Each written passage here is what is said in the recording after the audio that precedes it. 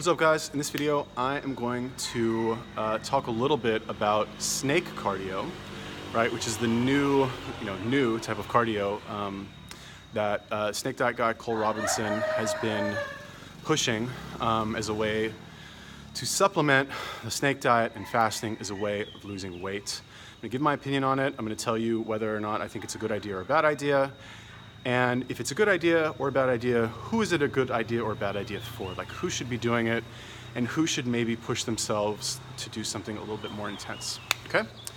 So before we get into that, I just want to let you know, if you enjoy videos like this that are probably a little bit non-mainstream, give you some health advice that you probably haven't heard in other places, definitely not the mainstream media and probably not other YouTube channels. Subscribe to my channel. I try and put out videos every day-ish, give or take. Yeah, cool. So, snake cardio, what is it? So, first of all, snake diet guy, Cole Robinson, amazing, think he's a genius.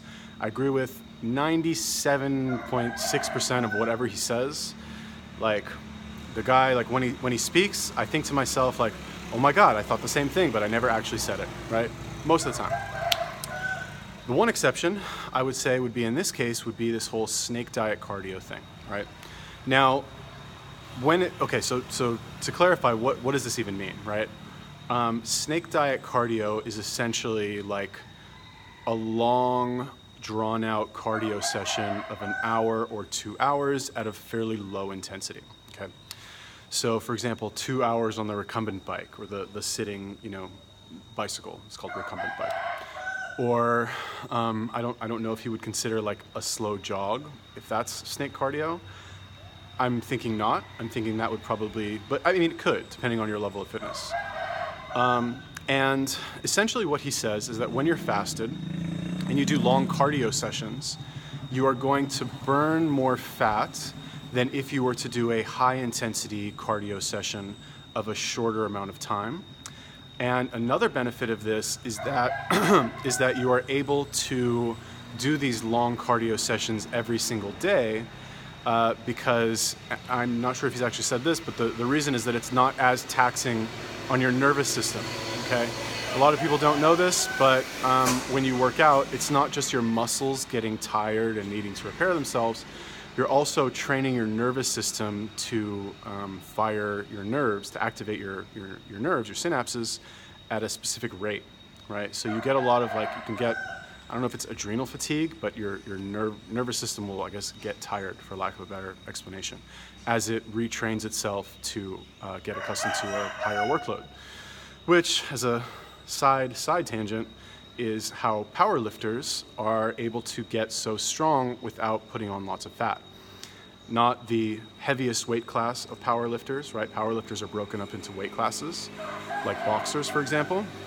And if you need to be under, let's say, 180 pounds, you need to get as strong as possible while staying under 180 pounds, meaning you need to put on less muscle mass, yet still get stronger. The way to do that is to essentially strengthen your nervous system or retrain your nerves to be stronger or to fire more intensely in a shorter period of time. Random tangent, I know, but just want to clarify that. Now, what does this have to do with snake cardio or essentially slow burn cardio? Like, I don't even know what you would call it, okay?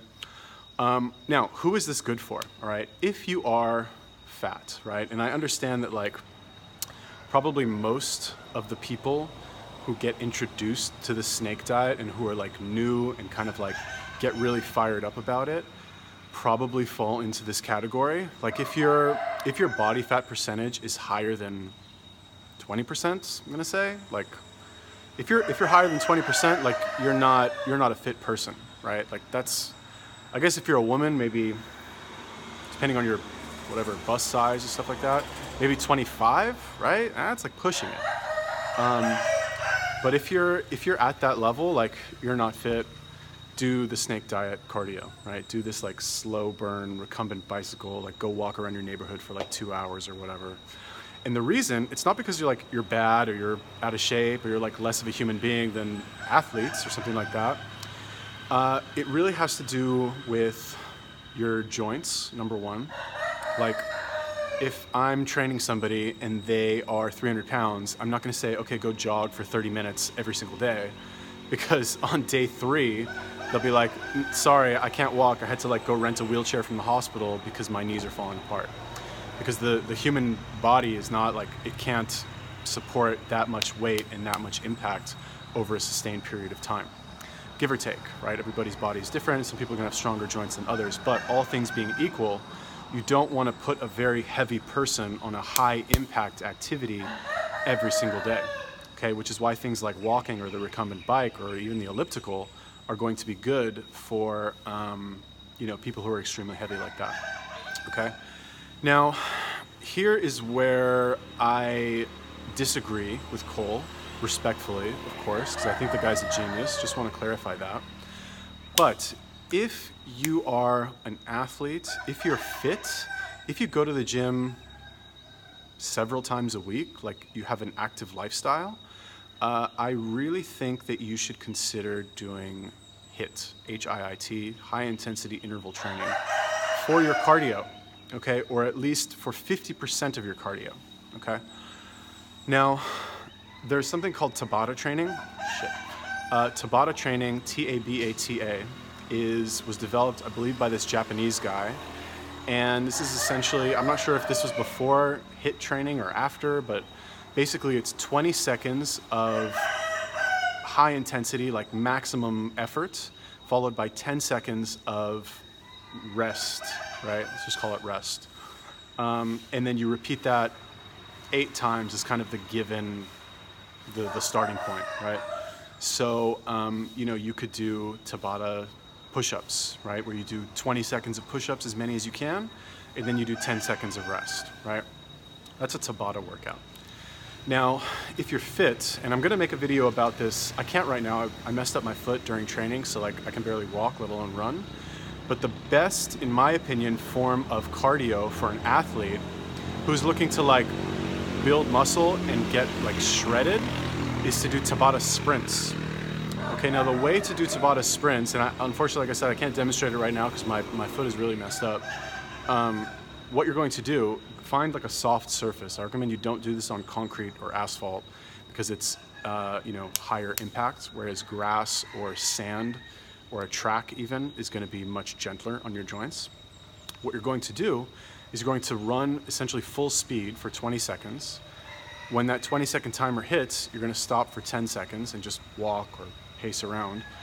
And then you're going to repeat that a total of 8 times. So it's going to take 4 minutes, and I promise you by like a minute and a half, you're going to be like, oh my God, like how am I supposed to do this another 5 times? It's extremely intense. You're going to feel like you're dead by the end of it. And the benefits are going to be you're going to have a very large benefit in terms of like increased muscle mass, and you're going to drop fat really quick. Now, again, this is like non-mainstream, right? Like if you're extremely overweight and you're just starting to work out, should you do this? Absolutely not, right? Even if you're fit and you're like in shape and you're athletic, but you don't run at full speed, like you can't remember the last time you ran at full speed, you should not jump right into this, right? What you should do is you should, during your 20-second intervals, you should run, I would say start out on your first day, run at maybe 75, 80%, because it's gonna be, it might be hard on your hips if you have a day job and you sit a lot, it might be hard on your knees, and you don't want to push it too hard the first day.